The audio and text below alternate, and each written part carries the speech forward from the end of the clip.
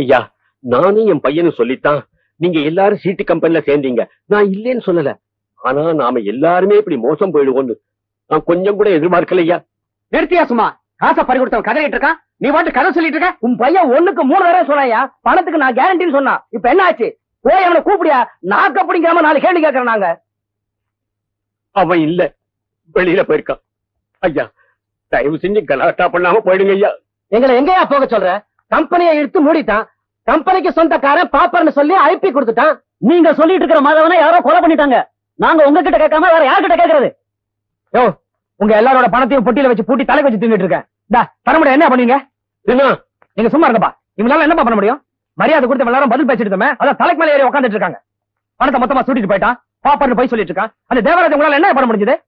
திட்டம் போட்டு மோசம் பண்ண அந்த ராஸ்கல் உங்களால ஒண்ணும் பண்ண முடியல. பெருசா வந்துட்டாங்க. நாம என்னமோ அவங்க பணத்தை கொள்ளையடிச்ச மாதிரி. போங்க சார். உங்களை யார பார்க்க வந்திருக்காங்க? என்ன பார்க்க?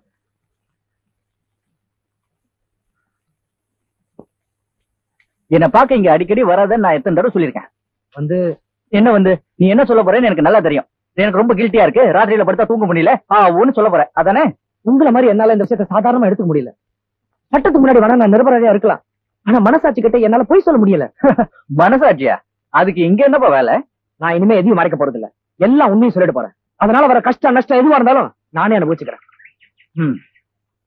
உன்னையே நினைச்சிட்டு இருக்கிற அப்பா அம்மா தங்கச்சி இவங்களை பத்தி எல்லாம் யோசிக்காம என்ன பத்தியும் யோசிச்சுட்டு இருக்கிய. நான் மறுபடியும் சொல்றேன், இங்க இருக்கிறதுனால எனக்கு எந்த பாதிப்பும் கிடையாது. நடந்ததை நினைச்சு மனசுக்குள்ள புரிஞ்சுக்கிட்டு என்னால எத்தனை நாள் தான் வாழ முடியும்? அதனாலதான் சொல்றேன், என்ன இங்க பாக்குறதுக்கு வராத. Out of sight is out of mind சொல்லுவாங்க. அது மாதிரி நீங்க என்ன பாக்குறதுக்கு வரலன்னா தன்னால மறந்துடுவேன். உன்னோட அப்பா அம்மா தங்கச்சி இவங்கள பாத்துக்க. உனக்கு ஒரு வேலையை தேடிக்க. Go take care of yourself. போயிட்டு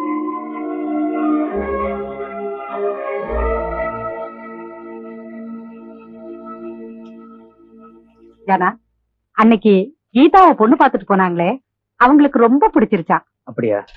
ஆமா, கல்யாணத்தை அடுத்த முகூர்த்தத்திலேயே வச்சுக்கலாமான்னு கேட்டு தகவல் அனுப்பியிருக்காங்க.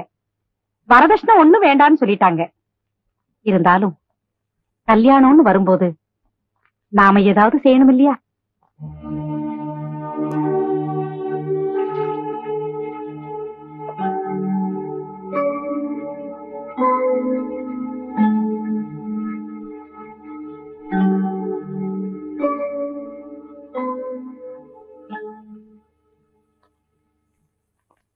ஏன் சாப்பிடாம வந்துட்ட? எங்க மேல ஏதாவது கோவமா? கோபம் என் மேலதான். என்னாலதான் இந்த வீட்டுல யாருக்கும் பிரயோஜனம் இல்லையே. அண்ணா, நான் வேணா ஒண்ணு பண்றேன். பிள்ளை வீட்டுக்காரங்களை பார்த்து உங்க பிள்ளைய எனக்கு பிடிக்கல, இந்த கல்யாணம் வேண்டான்னு சொல்லிட்டா அப்புறம் எந்த பிரச்சனையும் வராதுல்ல? கீதா, அண்ணா, முதல்ல நம்ம பிரச்சனை எல்லாம் தீரட்டும். அதுக்கப்புறம் நீ கல்யாணத்தை பத்தி யோசனை பண்ணலாம். இந்த வீட்டோட பிரச்சனையே நான் தான். கஷ்டப்பட்டு செலவழிச்சு படிக்க வச்சாங்க, ஆனா வேலை கிடைக்கல. உன் நகையெல்லாம் வித்து ஒரு வேலைக்காக பணம் கட்டினேன். அதுலயும் எனக்கு அதிர்ஷ்டம் இல்ல. ஒருவேளை நான் இல்லாம இருந்திருந்தா உன் கல்யாணம் சீக்கிரமே நல்லபடியா முன்னாடியே முடிஞ்சிருக்கும். இந்த வீட்டை பொறுத்த வரைக்கும் துரதிர்ஷ்டம் நான் தான்.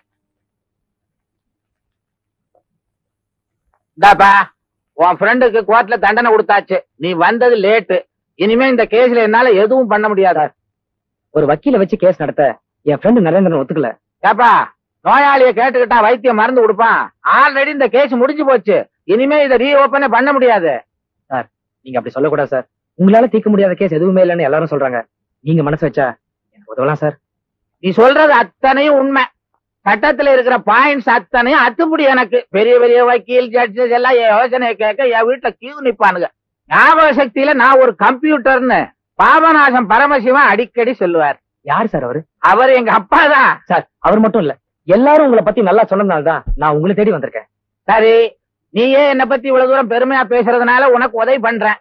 ஆனா உன் ஃப்ரெண்ட் இந்த கேஸ்ல எனக்கு ஒத்துழைப்பானா? நிச்சயமா ஒத்துழைப்பாரு சார். இன்று போய் நாளை வா, யோசிச்சு வைக்கிறேன். Thank you sir. போ. எல்லாம் சமையலே சமையலே பாருங்க. என்ன சமையல் கூப்பிடாதீங்க, பேர் சொல்லி கூப்பிடுங்க. என் பேரு கமலக்கண்ணா. ஆமா, கமலக்கண்ணா. டிஃபன் ரெடியா? உங்க அவசரத்துக்கெல்லாம் டிஃபன் ரெடி பண்ண முடியாது. நான் என்ன மிஷினா? டிஃபன் ரெடி இல்ல. டேங்க்ல தண்ணி இல்ல. ஏன் இல்ல? அந்த வீட்டுக்கார கைவி மோட்டர் போட மாட்டேங்குது. ரோட்ல பஸ் லாரி எல்லாம் போகும். சமத்தா ஓரமா போயிட்டு ஓரமா வந்துருங்க. கை பிடிச்சிட்டு போங்க, கை பிடிச்சிட்டு போங்க. யோ வக்கீலே, கொஞ்சம் நில்லுங்க.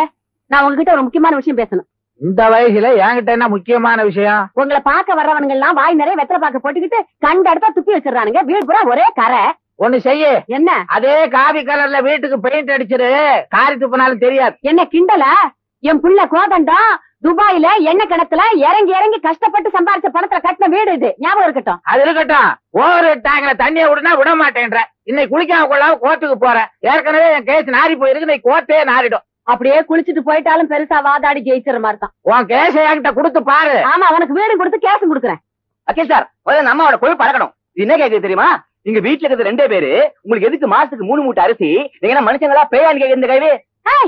யார பாத்திர கிளவிங்கிற? தொட்ட பக்கத்தை பிஞ்சிடும்.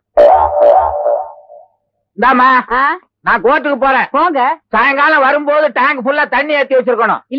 இல்லைன்னா நான் ஃபுல்லா தண்ணிய போட்டு வந்து கலாட்டா பண்ணுவேன். என்ன பூச்சாண்டி காட்டுறீர? நீர் மட்டும் தண்ணிய போட்டு வந்து கலாட்டா பண்ணும். செக்ஷன் 75ல புக் பண்ணி உள்ள தள்ளிடுவேன். ஜாக்கிரதை.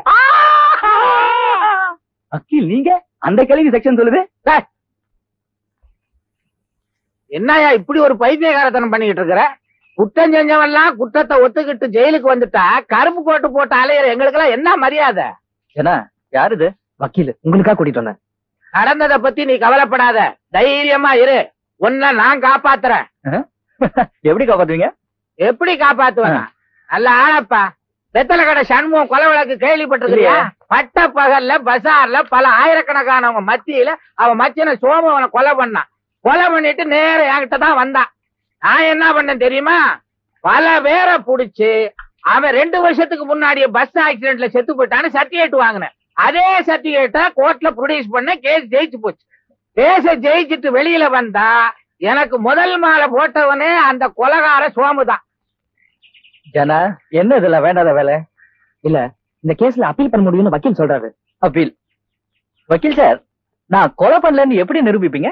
உனக்கு பைத்தியம். என்ன முழிக்கிற? அப்பீலுக்காக அப்படி விடுவேன். நீ புத்தி சுவாதீனம் இல்லாம இருந்தப்போ அப்படியெல்லாம் நடந்துகிட்டேன்னு கேஸ நிரூபிப்பேன். வக்கீல் சார், இது ஏற்கனவே முடிஞ்சு போன கேஸ். இது போய் மறுபடியும் கலர வேண்டாம். எனக்கு வேணா ஒரு உதவி செய்ய முடியுமா? என்ன? எனக்கு கிடைச்சிருக்கிற ஆயுள் தண்டனைய தூக்கு தண்டனையா மாத்த முடியுமா? ஏப்பா, இவன் நிஜமான பைத்தியக்காரன் தான் போல இருக்க. உனக்கு மறுபடியும் சொல்றேன், இனிமே என்ன பார்க்க வராத, வேலை இல்லாத வக்கீல் எல்லாம் கூட்டு வராத. ஏய், ஏண்டா விளையாடுறீங்களா? போறதுக்கு கூட டைம் இல்லாம கோர்ட்லயே சுத்திக்கிட்டு இருக்கிற, இங்க கூட்டி கொண்டாந்து என்ன பைத்தியக்காரன் ஆகிட்டிய. Bloody pool.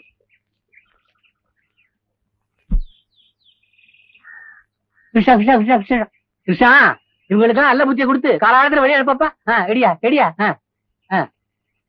இந்தா ஏங்க 4 சீடை கொடுங்க. உனக்கு எதுக்கு சீடை? ஏற்கனவே 4 பேர்ல அடுது போயா. அடுத்து ஏங்க குறுக்கு சீடையெல்லாம் குடுக்குறீங்களா? இன்னைக்கு என்னங்க விசேஷம்? படத்தா பாரு.